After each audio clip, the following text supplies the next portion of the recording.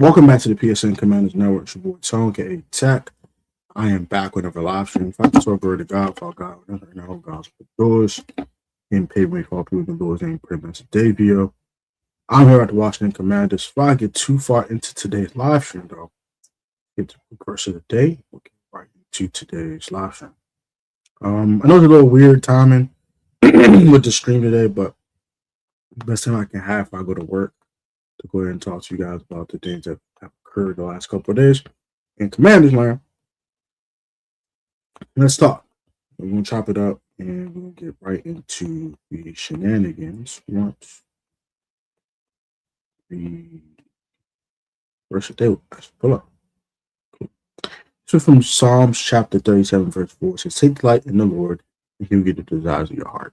Plain and simple, and not waste too much time. Let's talk about things that happened in the past couple of days.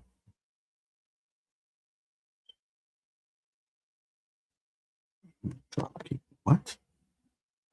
Spoil, shut up. Whatever. That's all I was saying. So, Commanders had a couple of things that happened over the past couple of weeks, not a couple of days. We've interviewed some very, very, very, very, very high-end prospects, guys that we might take with the 7th pick in the draft. We'll talk about that. Also, we'll talk about the interview with the presser reaction to what Adam Peters and Dan Quinn has said in the presser the other day. And we're going to London. Let's start with that. So the Commanders will be going to London to play one of their home games this year. You know, we had to sacrifice a home game this year for the international series, and we'll be playing one of our home games in London. Our home opponents are as follows. We play the division opponents, Eagles, Giants.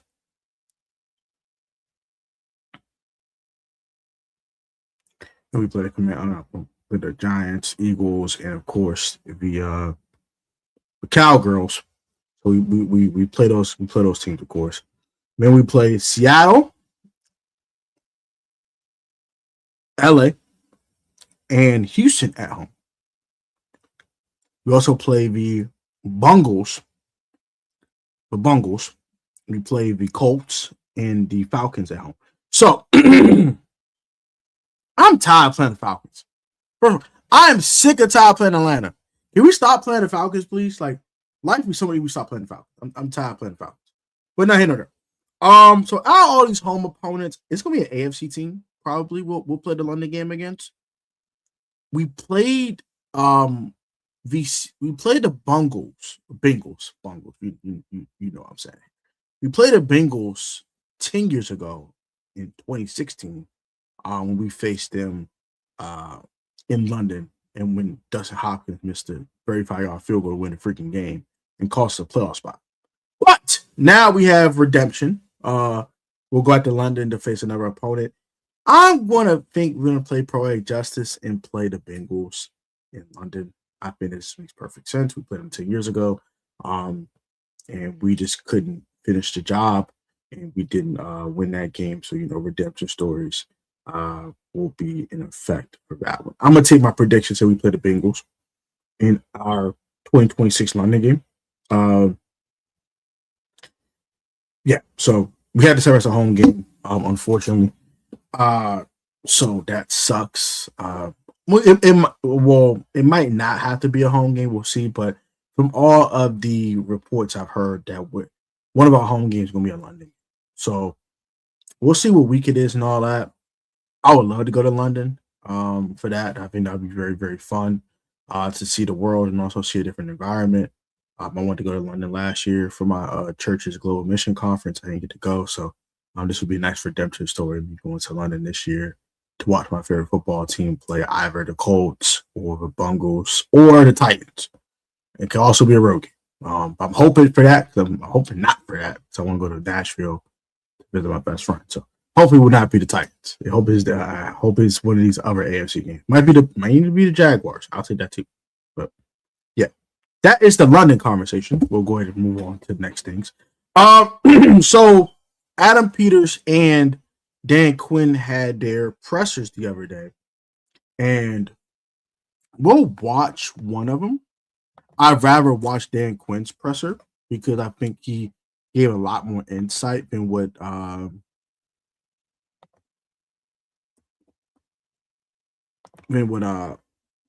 Peters gave. Adam Peters didn't say much. So we'll talk about what Dan Quinn talked about on the Rich Eisen show as well. We'll react to that. But let's go ahead and react to let's see what he said on Rich Eisen show first. He talked about why he let Cliff Kingsbury and your buddy. Thank you, I appreciate that. Simu PJ, hope you're doing well, bro. Sending good vibes from Colorado. Thank you, I appreciate that so much. Much love to you. I really appreciate that. Sending you golly vibes your way. And you know what these tight ends are so relaxed about? Prostate cancer screening. But let's see why Dan Quinn. Why did you make the moves at coordinator that you did? Yeah, those are tough, man. And what happened at the start where things went well, sometimes you have to adjust and you have to change even when it's hard. And that's what we had to do on both sides of the ball. And going into it, having a vision for how we want to play in 25 and beyond, that's what drove the decisions. And both Cliff and Joe are excellent coaches. And so we've added David Blau, who was on the staff here, and we added Durante Jones, who has been in Minnesota the last few years. And both these guys, Rich, are excellent coaches, man. I can't wait to get started with it. But you're calling the defensive plays? Durante will. Durante will? Yes. Okay. Yeah, man. See, there we go. I like that Dan Quinn corrected Rich Eisen immediately. He said, no. It's his system. He's calling the plays. Great job, Dan Quinn. Appreciate you, sir. I do. You like it? I like. Why do you like it? I love one. I know I can help on the leadership of everybody, and so I like being in other meetings and being around the players in different spots. I felt, for me personally, when I was just doing the play calling, I felt more segmented from everybody else. Okay. And although that model works great for some people, for me best, I love when I'm able to help, lead the entire group and provide the support that both the coordinators need. I know that's how I do it best. What's your approach to having a very important draft choice, not just for your organization, but right there in the first round where there could be some movement if somebody wants a certain player? You've got optionality, which is, I know, what you like to have going into a draft. It is. This is not the you don't want to pick this high where you're at when you're here on that time. Okay, there's going to be some really, really good players, Rich, that can help change, and change your team, change how you play. And so Adam and his crew, man, they're on it. They've got a vision. They know what to do. I like seeing Adam on game day, which is draft weekend, to see those decisions. And, like as a coach during the game, that's go for it, don't punt, kick, all of those want to go. And during draft weekend, you get to see that same space that he's in. And it's kind of this great balance that we have together. And I certainly enjoy that. Pardon me for asking about a specific player, but I'm going to do it anyway. Jeremiah Love's sitting out there. And obviously you've got some, decisions to make on the offense. I want to know what he said about Jeremiah Love. I want to know so bad. I'm so curious. I am so fascinated of what he said about this phenom of a running back. I know a lot of people are saying that we shouldn't draft Jeremiah Love. It's not a need. We have Bill. I love Ja'Cory Krosky-Barrett. I think that kid has a ton of potential. I think that young man can play football at a very high level. He is not Jeremiah Love. This is probably the best running back prospect we have seen outside of Bijan Robinson. I want to say since Adrian Peterson. Outside of Bijan Robinson, I've not seen a guy like this as AP. As a prospect, I don't think he'll be the AP as a NFL pro. But as a pure prospect, I have not seen a running back this good. All right, so Adrian Peterson might be an exaggeration. Saquon Barkley. This is the best running back prospect I've seen since Saquon Barkley, not named Bijan Robinson. Almost forgot about Saquon, respectfully. So, in the past 7 years, the best running back I have seen, tape-wise, stat-wise, the load that he has taken in the league or in the college ranks. Pause. and the potential since Saquon Barkley. The only guy I would say is a better prospect than Jeremiah Love in the past 7 years is Bijan Robinson. All right, with your man. Let's continue. Offensive side of the ball. Yep. He's a dynamic running back. You could see what you as a defensive coordinator in this league know how difficult it is to stop somebody who can do it from that position. Where are you on the philosophy of taking a running back as high as you're drafting? Yeah, I think the best thing, man, like who are the guys that can help impact your team? Right. And I think our league has changed a little bit, Rich, over the last few years into that way when you see guys who can absolutely make impactful plays to do things. That's really what you're looking for. Right. How does somebody impact the team in a great way? And sometimes that's through running back. And we've seen, the players over the last, 4 or 5 years who have done that, and they deliver. And so what happens, I like him and him and him. When you get into that spot, there's so many guys that you like, and you start putting them into rankings and where do you go? But like I said earlier, Adam and his group, they've got a really good process, man, that they go through. And that's about what he said. That's fine. So I want to say that I like both Notre Dame running backs. I think Price is really good too. If you took Price early in the second round, you had maybe get a second round pick spot, we trade down something like that. I wouldn't mind that either. I think that'd be also a good look as well. So I'm gonna see if I cannot find it.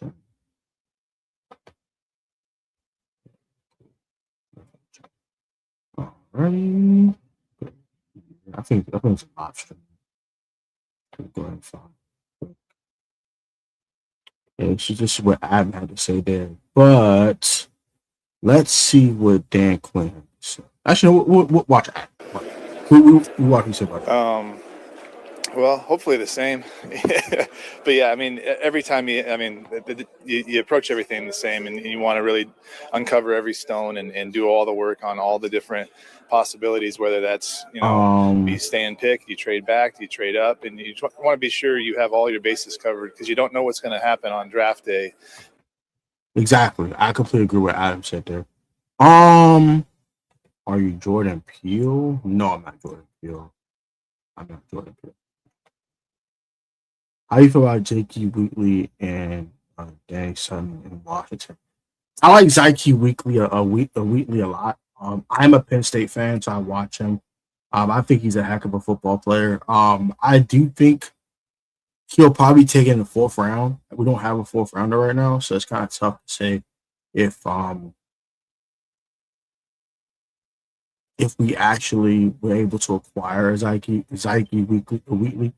I don't want to take 171 face a little early. I want to be honest, but I do like the player a lot. I think he's a heck of an athlete. Tackles well. The ball skills are above average. He does everything pretty well. He doesn't excel in any particular area. He does everything very well. He's a Panama proficient in many, master of none. Shout out to Louis T for that acronym. I like him though. He's a really good football player, and I wouldn't mind if we had a chance to pick him in the 5th round. I would definitely do it. I think he'll be gone by the time we pick him in the 5th, though, and I don't want to spend 71 on a guy like that. It makes it a little harder. You might have to trade back just to get the extra draft capital to have the extra flexibility to get more young talent. So we'll see how that goes, but let's just see what happens. That's here. If a team, wants to trade up from 27, you have to be ready for that. Like, who's going to be there at 27? Is that worth it? If someone's coming up from 27,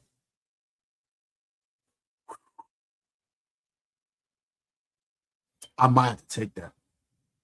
Or do you want to trade back, not as far, or all those things. So every process is very similar.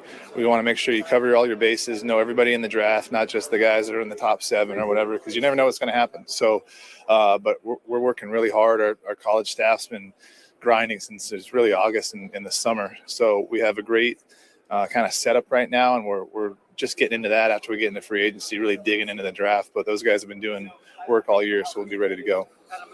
Evaluating the edge position where some of the main traits are looking for, and at the same time, how much kind of the short arm versus long arm. I want to hear what you say about that. Yeah, I think, answer the first question, evaluating the edge, just guys that fit your scheme and your profile. And we have new scheme this year with Durante. And so, but I think a lot of that stuff carries over. If you're a really good pass rusher, you're always going to,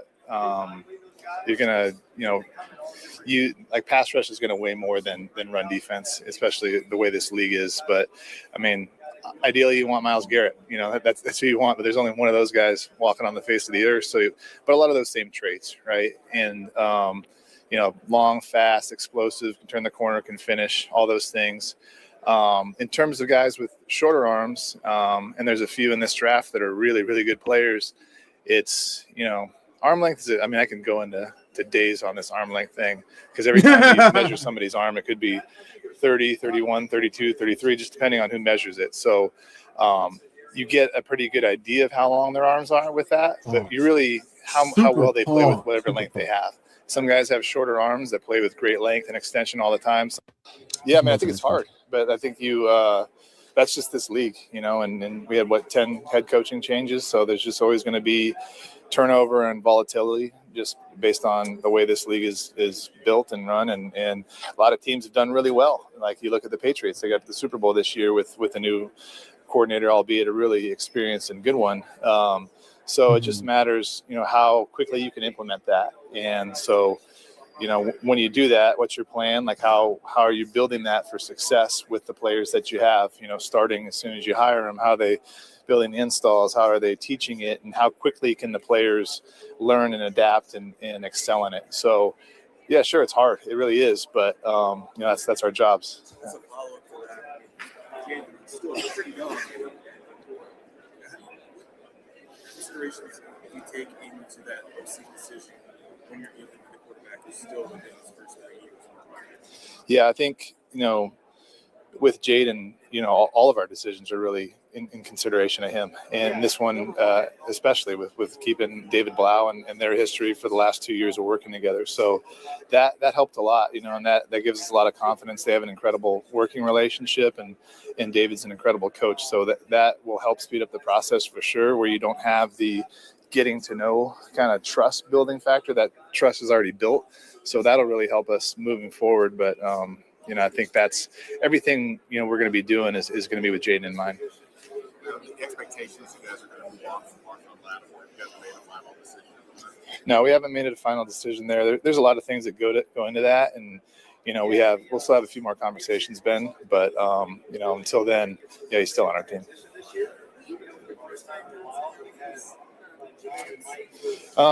Coaching staff question.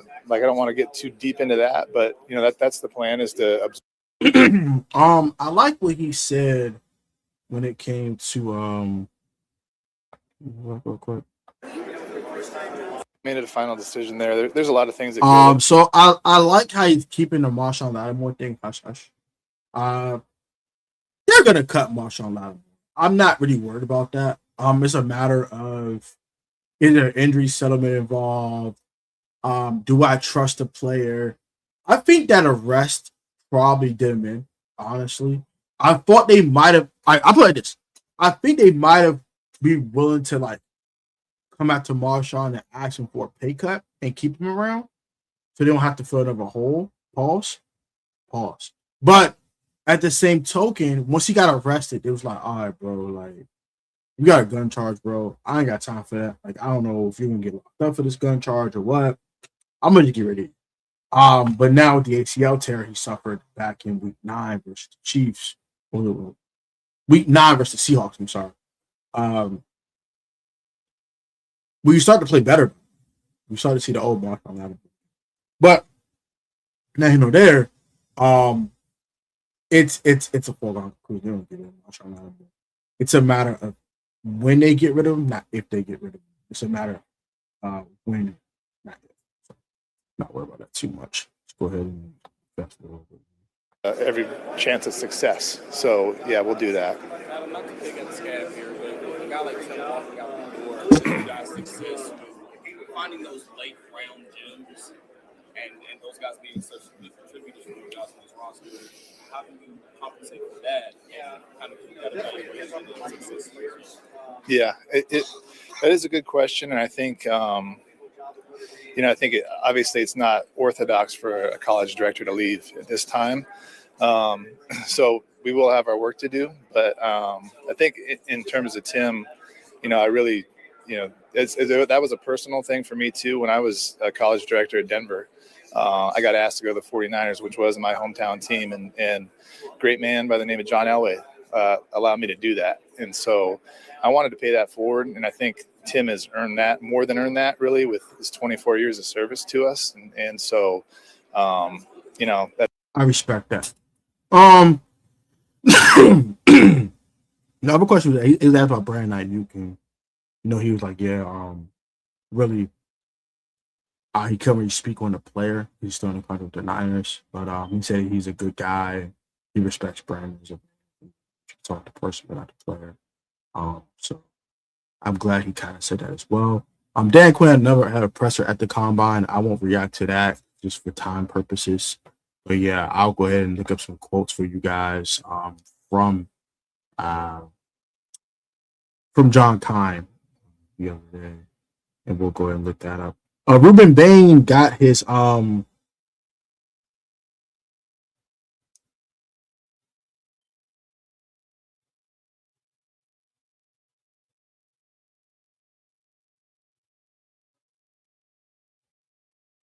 me see. Also on Learn Tunnel Talk, they said they start having conversations. They don't want to drag it. They want to get it done. So shout out to Adam Peters for not want to drag it. Hopefully he does not drag it. Sounds similar to what he said about Terry last year, but I think he learned his lesson from Terry McLaurin. Let's see what else here we could see. Ruben Bain had the smallest arms of anyone since Nate Williams and Sutton Smith. Nate Williams was drafted in 2013, and Sutton Smith was drafted in 2013. Jermaine Johnson's gotten traded. He got traded to the Tennessee Titans for T'Vondre Sweat. Picking swapping defensive players straight up. Jermaine Johnson last year's rookie deal, I think. And I think T'Vondre Sweat is also in the last year's rookie deal. That's just very interesting. What was said at the combine?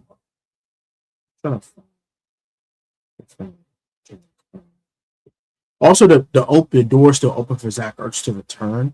They still talk to his agent, talk about the recovery, things of that nature. I know someone said that.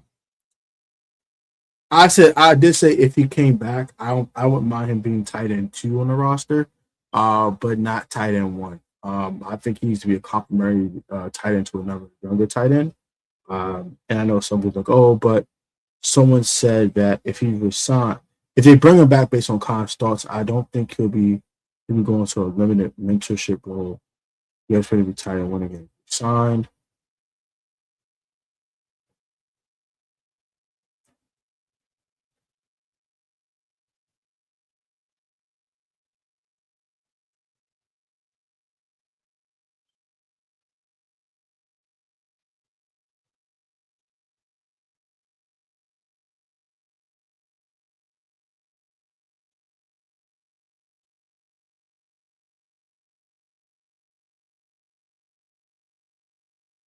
Let me see something. Sorry about that.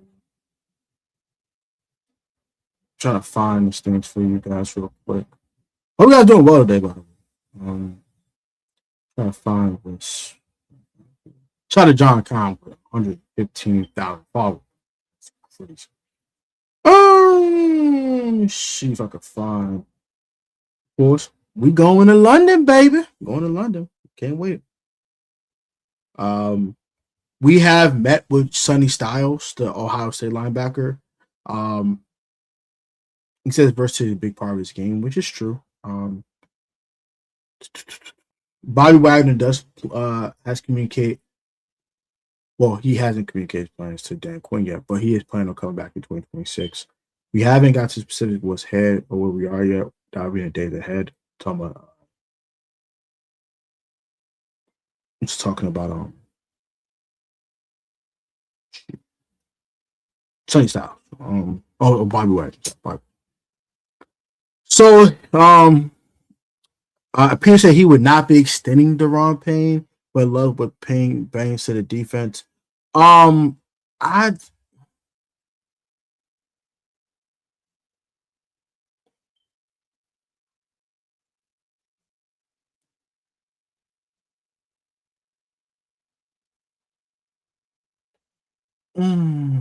I don't like that.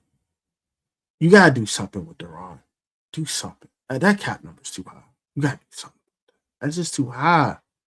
I get we got a lot of cap space, but come on, do something. Do something. Like, don't in the contract year. We know what contract Deron brings to the table. That's cool, and but no, we gotta do something about that. So they said they have a good talk with Laremy Tunsil representatives about an extension, no deadline, but they feel good about the direction. Louis T brought up a point the other day talking about Laremy Tunsil. I think you have to be very careful with wording and negotiation tools because he doesn't have an agent. He represents himself. So you don't want to say, oh, Laremy, you ain't got no all pros, Laremy. Or Laremy, you weren't a Pro Bowl this year, bro. I don't think you are worth this. You know what I mean? Like, you got to be very, very careful to not antagonize the player or piss him off, but also be, honest and forthright with the player as well. So you got to find a happy balance between them both, which is kind of weird, but you have to find a happy balance, which is not easy to do. But I think you have to do that if you're sorry about that. If you are the Commanders and Pat Peters. So it's kind of tough to do that, but you have to do that if you're a Washington there.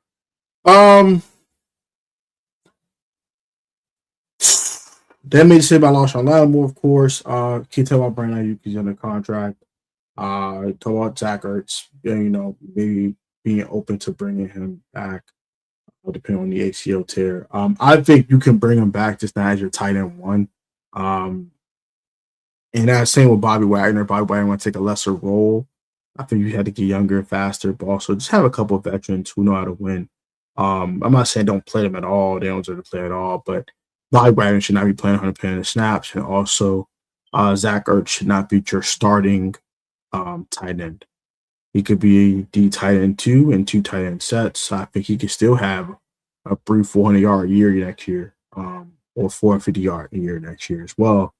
But I just don't think like he should be the de facto tight end 1 in Washington anymore. Cassius Howe, that's super short arms as well. Official measurements for Arvell Reese. They both 6 feet, both around 245 pounds. Arvell being 241, and also Sonny Styles being 244. Hand size, paws, 10 inches for Sonny Styles, 9.5 for Arvell Reese. Arm length, paws, 32.5 for Arvell, and 32 7/8 for Sonny Styles.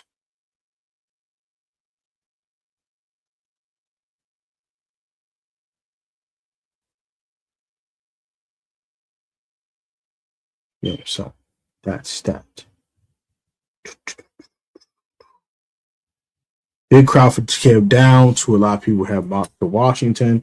At 7, so Caleb Downs is getting a lot of love over there. We have interviewed these following players. We have interviewed Mansour Delane, the LSU cornerback, who's been kind of been the hot topic the last couple of weeks or so. Especially, a lot of people, you should take Mansour Delane at 7, like, yeah, best corner in the draft, blah, blah. Caleb Downs has also been interviewed by the Commanders, Sonny Styles, and also Jeremiah Love, as we talked about what Dan Quinn said about the young man. I think those are the 4 favorites to be drafted at 7.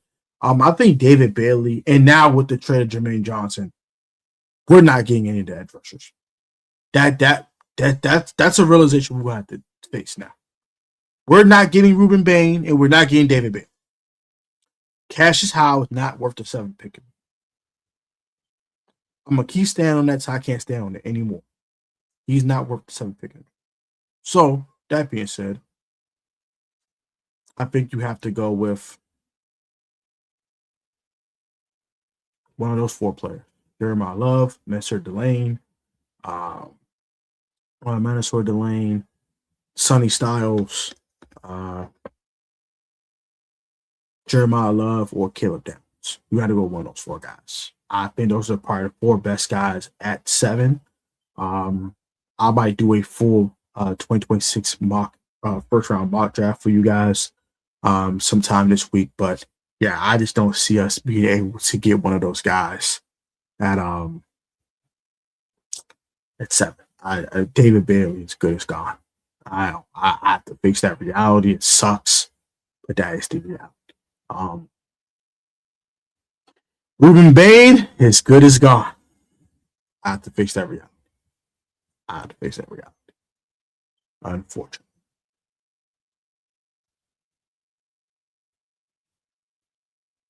That sucks.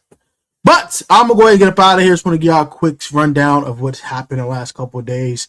The Commanders are now London bound as they are heading to London and one of their probably week 7, week 8, week 9 games versus either, Titans, Jaguars, or probably Bengals, one of those 3 teams. I'm leaning toward Bengals. I heard that they sacrificed a home game this year. So we'll have to go ahead. I think because last year we were the road team in the Madrid game. So I think it's our turn to give up a home game. I do believe that. I have to go ahead and do some more research, but that's what I heard. Also, we have interviewed Caleb Downs, Sonny Styles, Jeremiah Love, and also Mansour Delane as well. I think those are the 4 guys that we'll probably draft at 7. One of those 4 guys that we'll be selecting from as the best players available at the 7th pick. Adam Peters said that he can't talk about Brandon Ayuk during that presser because he's under contract with the Niners. Also, he talked about the decision on Marshawn Lattimore. So we have not made a decision on Marshawn Lattimore yet. I think they already have made a decision. They're just not trying to disclose it. It said Deron Payne will be back on his last year of his deal at a $28 million cap hit, which I think is absolute bullcrap. That is stupid. That is not smart, but none of my business. And then Dan Quinn has pressure. But we didn't watch it, of course, but DQ talked to Rich Eisen on the Rich Eisen show and talk about how you feel about Jeremiah Love. Also, what he talked about when it came to the coordinator. So, I don't know if it today's video, like, comment, subscribe to the channel. When we're to 8,000 subscribers, hit the subscribe button, like button, share button. I'll be back with a YouTube short starting the 1st. When we dropping no YouTube shorts until then, but you'll get a YouTube short every day from the 1st on. Also, we'll go ahead and talk about the combine in much more deeper detail either tonight or tomorrow. Off season's upon us, man. Let's get right to it and let's be great this off season. Try to hit that 8K before the draft. So y'all be safe and healthy. Love God, the love of the Lord. I'll catch y'all on the next one.